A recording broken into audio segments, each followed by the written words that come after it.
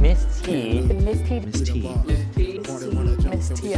Miss T. Miss T. Miss T. Miss T. Miss T. Can't wait for you to meet Miss T. She is the T in T. And welcome back to Sweet Tea Time. I am T, and today we're going to talk about one of my favorite things to talk about, and that's relationships. Now, I know that, one of the harder things about relationships is when they go, not necessarily when they come, but when they go. And so there's something I've discovered over time, and this isn't working with people. This is also in my own personal life. And that's, like anything living and breathing and growing has the potential to expire. And relationships are very much that way. So I've learned that, again, over time, that there are two different categories, if you will, of relationships. And when, we're able to help people, designate the kind of relationship, it often helps them understand it, how to be in it, or how to release it when the time is right. So the two categories that I want to talk about today are common core relationships and common interest relationships. And those are very distinctly different categories of relationships. Now let me get into it just a bit. Your common core relationships, those are the sorts of relationships where the core of you match the core of the individual or the group that you are engaging in relationship with. These are things about you or about them that just don't change. They are principled values, lived, reinforced beliefs that are just about them and they don't go away. Your core is the same.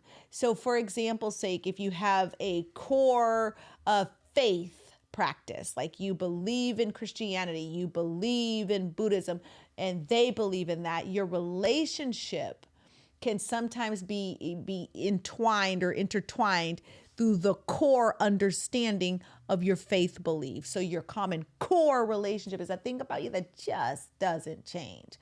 And then your common interest relationships, those typically develop through a shared enjoyment of an interest, an activity, or a season of life. So for example's sake, I have relationships that were great. I mean, they some of my best besties because our interest was high school. So from 9th grade to 12th grade, we were so close, relationship was strong. But once I graduated and went this way and they graduated and went this way, the relationship didn't sustain, it didn't survive, it didn't continue to deepen because the interest was getting through high school. I've also had other interests. For example, soccer. I have so many moms because our kids played soccer. So we would sit on the sidelines and we talk about all the things. We talk about the house, we talk about decorating, we talk about groceries, we talk about deals, we talk about shopping, we talk about vacations, we talk about husbands, all on the sidelines of soccer practice and the soccer game. But when my kid says, I'm not going to play soccer anymore, I'm going to start dancing. And their kid said, I love soccer and I want to play soccer for the rest of my life. I'm FIFA bound. Guess what? That relationship shifted because our interests shifted. So your common interest relationships most often are seasonal, they're for a reason, or they're for a moment. And where I see people err more often than I'd like is they will take a common interest relationship and try to make it a common core relationship or vice versa. And so when you have the ability to recognize, okay, this relationship that I'm in with this person is a common interest relationship, that means it's either going to be seasonal for this specific reason or this moment. And I'm going to be okay with myself when the reason or the season or the moment shifts. Ooh, that's a tough thing. So many times I've taken relationships past their expiration date.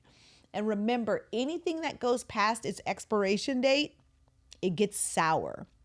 So how do you know if you've taken a common interest relationship too far? It's sour. Some of the things you're not fun to talk about anymore. You may start to have a little bit of a tussling match around ideas.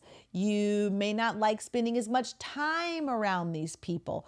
Those are all indicators of a common interest relationship turning sour because you're taking it past its expiration date. And then your common core relationships. You can have a sour moment in a common core relationship, but it doesn't end the relationship. You can take the difference knowing that your interiors match. You're strong enough together to get past the moment of difficulty. And where I see these common core relationships play out, the strongest is a husband-wife team. Like when you're in a marriage relationship, you have the same common core. And then you start to build your empire around what's in the core, the shared core of you. And so, yes, you can have rocky moments during the building and development process of the relationship, but it doesn't mean the relationship ends. Those kinds of relationships typically last a lifetime. And they also require more work and investment. So you'll find your common core relationships demand you to be attentive. They demand you to deposit. They also demand you to receive. So if you're paying attention to the relationship because it's valuable and important to you because you share a core, and you're giving into the relationship, you're also allowing the relationship to give back to you, which makes each person in the relationship stronger and better and more evolved and sharper if you need sharpening. So again, your common core relationships, like that could also be your relationship with your children. That could be a relationship with your sibling. That could also be a relationship with someone who's become like one of your children or become like one of your siblings or a family member. That common core relationship will carry you forward or you will carry it forward. And either way, it's a good thing. And it's rare that the expiration of it presents itself. And most often that expiration happens when someone leaves the planet. So when you find yourself with a common core relationship, that's how you know you want to foster it. You want to spend time with it. You want to really invest in it. Now, don't get me wrong. You should be investing in every relationship you have because you just never know what each relationship is going to develop into. So you want to give your heart, you want to give your all, you want to give your love, you want to give those things. But when you learn to distinguish the different categories of them, you can operate your boundary system better because sometimes you will give someone who's in common interest relationship access like they're a common core relationship to your core. And if all they hold is a common interest, then they don't have the depth, the understanding, or what they really truly need to be that close in proximity to your core, which is the function center of everything in your life. So you want to make sure that if you understand the difference between the categories, then you're not misplacing people in your rings of your boundary system, which means that someone doesn't have inappropriate proximity to the thing that's governing and developing and launching your entire life, your existence, and touching everybody, all the people that you touch in your life sphere. And that's super duper important because I watch that happen all the time. So think of it this way. People that are on social media, for example's sake, I watch this. They share, but then they leave a comment. That's a common interest person leaving a comment, but then you take what they say seriously, or you let it hurt you, or you let it penetrate you in a way that they shouldn't have that access. And the reason they have that access with that comment is because you haven't distinguished whether or not they're a common interest person and they belong in this boundary system or they're a common core person. You let them have the influence of a common core person and they got to you and it stopped you or it hurt you or it confused you or it made you question yourself or your belief or your identity. Oh my God, that's so dangerous. So here's what I want you to practice today. If you are showing up in the world in a way where you're not quite sure about your advancement, your growth, and the celebration of that, examine your circle. And when I say examine your circle, examine the people in the boundary system of your circle. There are people that are here in the core. There's your common core relationships. And then there are people that branch out from there. Your common interest people don't exist here. They don't exist here. They typically exist in the outer rings. So your assignment is to examine your circle, examine your boundary system, and make sure that people are properly placed. Are they common interest relationships? Are they common core relationships? Are they common? Is your core common? Your principles the same? We're not murderers. We don't steal. We don't, with common core values, principles. And then if you discover that there is someone relationship-wise that's inappropriately placed in the system, the boundary system of your life, then do what you need to do to appropriately place them. And all that means is proximity. It doesn't necessarily mean you have to say something to them. It doesn't necessarily mean you have to say, hey, you're in the wrong ring and I'm moving you out. It just means you adjust. You adjust the proximity. They don't get as much time. They don't get the same kind of access, and they certainly don't get the depth of influence. So you're going to examine your circle.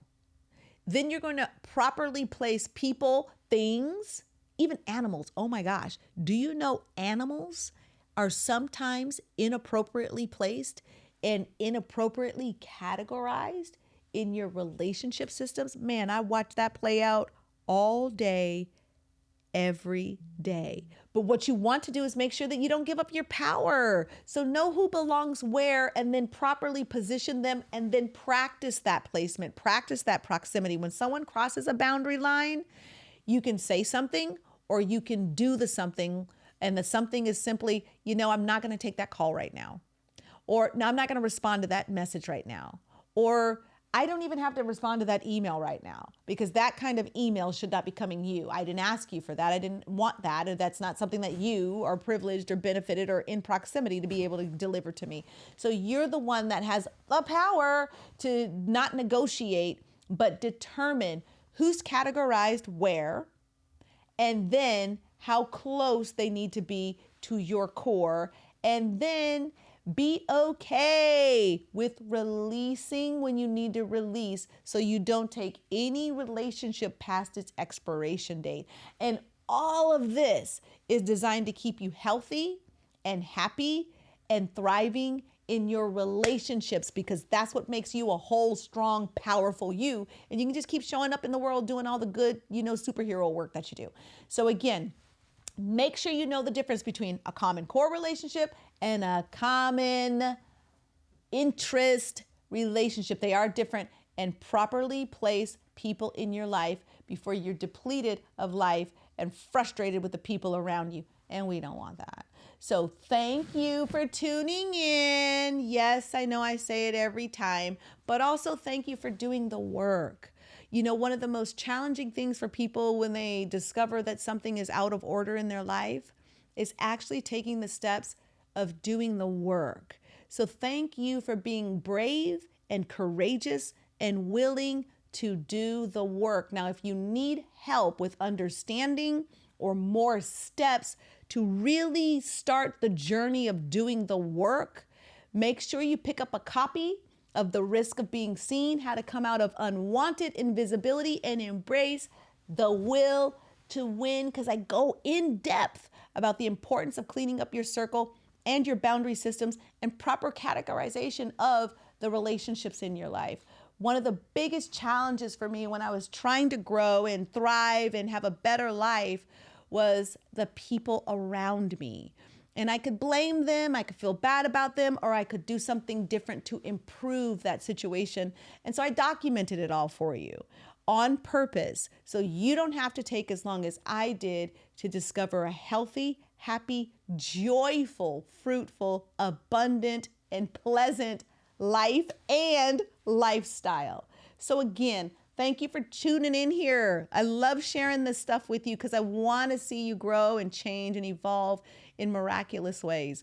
If this helped you, or you think this is something that's going to help somebody else, make sure that you're being very generous and sharing the things that are helping you grow, or if they're irritating you in a way that you need understanding, comment.